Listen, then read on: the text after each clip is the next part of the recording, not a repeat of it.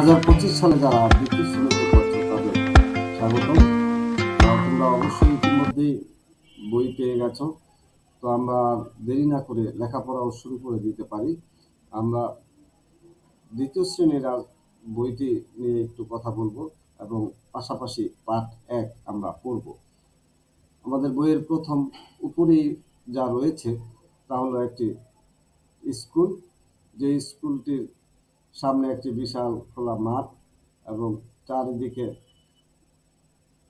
দেয়াল করা ঘেরা এবং একটি সুন্দর গেট। গেটের সামনে দুজন ছাত্রছাত্রী ভিতরের দিকে যাচ্ছে এরকম বোঝা যাচ্ছে এবং বাইরে আরো কিছু ছাত্রছাত্রী কথা বলছে। একটি জাতীয় পতাকা উত্তোলন করা আছে, লাল সবুজের পতাকা আমাদের বাংলাদেশের পরিচয়। এবং তার পরবর্তী পৃষ্ঠায় আমরা কি দেখতে পাচ্ছি, আমাদের জাতীয় পাখি দোয়েল, দোয়েলের ছবিটিও আমরা দেখতে পাচ্ছি এবং এখানেও রয়েছে গ্রাফটি আঁকা। তার পরবর্তী পৃষ্ঠা যদি আমরা উল্টাই তাহলে দেখতে পাই এখানে একটি গ্রাম বাংলার দৃশ্য, চিরচেনা সবুজ শ্যামল বাংলাদেশের একটি চিত্র, যার মধ্যে একটি নদী আছে। নদীর পাড়ে ছোট ছোট বাচ্চারা পাখির ছানা নিয়ে তারা কি যেন বলছে, বলা বলি করছে। পাশেই ওপাশে রয়েছে একটি বাড়ি, আমরা একটি সুন্দর দৃশ্য দেখলাম। এবার আমরা সরাসরি চলে যাব বইয়ের পাঠ 1। তার আগেই বলে নিচ্ছি, সূচিপত্র যেখানে রয়েছে সেখানে আমাদের বইয়ের সমস্ত পড়ার তথ্য দেওয়া আছে। সূচিপত্র দেখে আমরা বইয়ের পড়াটা কোথায় সেটা আমরা বুঝতে পারি। এই সূচিপত্র হলো একটা বইয়ের ভিতরে যা যা থাকে, যতগুলো পাঠ থাকে সবগুলোর নাম থাকে। কেউ যদি আমাদেরকে বলে কোনো একটা নির্দিষ্ট গল্প কবিতা বের করতে, তাহলে আমরা বইয়ের পৃষ্ঠা না উল্টিয়ে প্রথমে এই সূচিপত্র থেকে আমরা ওই নামটা দেখে ওই পৃষ্ঠাটা বের করে যদি আমরা বইয়ের পড়াটা খুঁজি তাহলে খুব দ্রুতই আমরা পেতে পারি। তো এখন আমি পড়ছি পাঠ 1, পৃষ্ঠা নং 1, পাঠ 1। এখানে পাঠ 1-এ আছে আমার পরিচয়। তো আমরা আমার পরিচয় বলতে কি বুঝি সেটাই হয়তো এখানে লেখা রয়েছে। পরিচয় বলতে আমাদের কি কি বলতে হয়। প্রথমেই লেখা আছে, শুনি। বিদ্যালয় খুলেছে, আজ আমাদের নতুন ক্লাস শুরু, আবার বন্ধুদের সাথে দেখা হবে। নতুন ক্লাস শুরু হওয়ার আগে আমরা যখন বার্ষিক পরীক্ষা দিই আমাদের বন্ধ থাকে, বেশ কিছুদিন কোনো বন্ধুদের সাথে দেখা হয় না, সেটাই এখানে বলা হয়েছে। কি মজা তাই না, নতুন বন্ধুরাও এসে গেছে। নতুন বন্ধু বলতে আমরা কি বুঝি? নতুন বন্ধু বলতে কি বুঝি? আমরা বুঝি যে সকল শিক্ষার্থী অন্য কোনো স্কুলে ছিল, আমাদের স্কুলে এবছর নতুন ভর্তি হয়েছে, তারাই আমাদের নতুন বন্ধু। চলো এবার যার যার পরিচয় বলি। পরিচয় বলার প্রয়োজনটা কি? পরিচয় বলার প্রয়োজন হলো, পরিচয় যদি না জানি তাহলে সে আমার বন্ধু কিভাবে হবে? আমরা পরিচয় এই জন্যই জানবো, একটা মানুষের সাথে চলাফেরা করলে সে কে, তার নির্দিষ্ট কিছু তথ্য আমাদেরকে জানতে হবে। কেউ যদি আমাদের জিজ্ঞেস করে লোকটাকে, আমরা কি বলবো? সেই তথ্যটাই হলো পরিচয়। এবার লেখা আছে বলি, কি বলবো? পরিচয় বলার জন্য আমাকে বলতে হবে আমার নাম। এখানে লেখা আছে আমার নাম। নাম কি? আমার নাম যা আমি সেটা বলবো। আমার বয়স, বয়স কি, কত, 8, 9, 10, যার যেই বয়স আছে সেটা বলবো।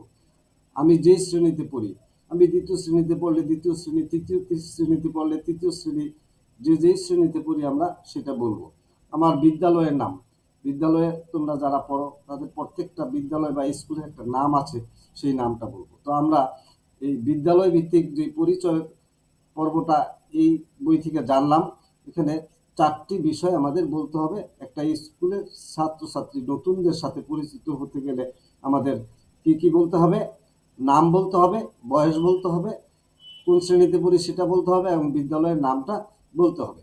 এবার আমরা পৃষ্ঠা নং 2-এ দেখি, এখানে লেখা আছে খেলি। বন্ধুরা মিলে এবার একটা খেলা খেলি, নাম বলার খেলা। তাহলে খেলাটার নাম কি? নাম বলার খেলা। অর্থাৎ আমরা একবার কারো নাম শুনলে নাম হয়তো ভুলে যাই, তো খেলার মাধ্যমে যদি 2-3 বার নামটা শুনতে পারি তাহলে ওই নামটা আমাদের অনেকটা মনে থাকবে।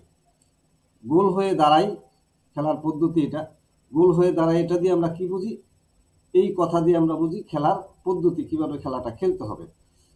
হাতে একটা বল নেই, এই হাতে বল নেই, বলটা কি? খেলার সামগ্রী। খেলার সামগ্রী। নিজের নাম বলি, নিজের নাম, হাতে বল, এখানে দেখো গোল হয়ে সব শিক্ষার্থীরা দাঁড়িয়েছে, মাঝখানে একজন শিক্ষার্থী, একটা মেয়ে বল নিয়ে দাঁড়িয়েছে। দাঁড়িয়ে কি বলবে? নিজের নাম বলবে। বলার পর এরপর যে কোনো একজন বন্ধুর নাম বলি।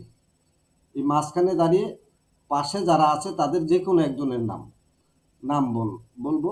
বলার পর আমরা এই নামটা কিভাবে জানবো?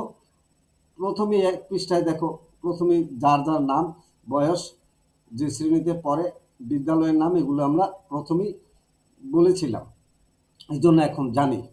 তো অন্য একজনের নাম বলবো, তাকে বলটা দিয়ে দেব। বল দিলে বলটা নিয়ে সে মাঝখানে যাবে।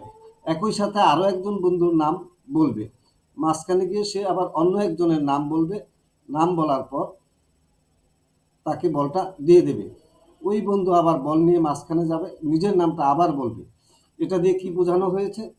একটা নাম প্রথমে আমরা জেনেছি, বল যখন নিলাম তখন আবার বললাম, যে আমাকে বল দিল সেও বলল, অর্থাৎ 3বার আমাদের নামটা কানে আসলো।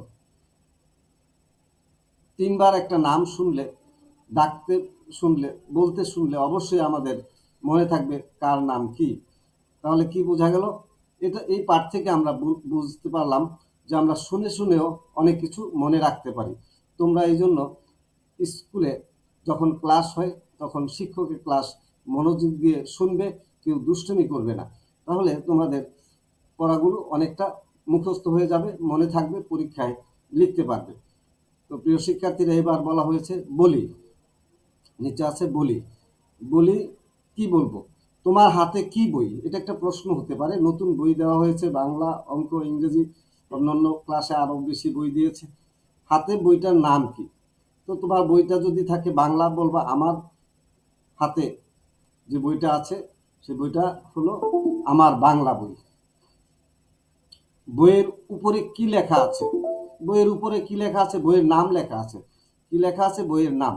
আমার বাংলা বই 2য় শ্রেণী।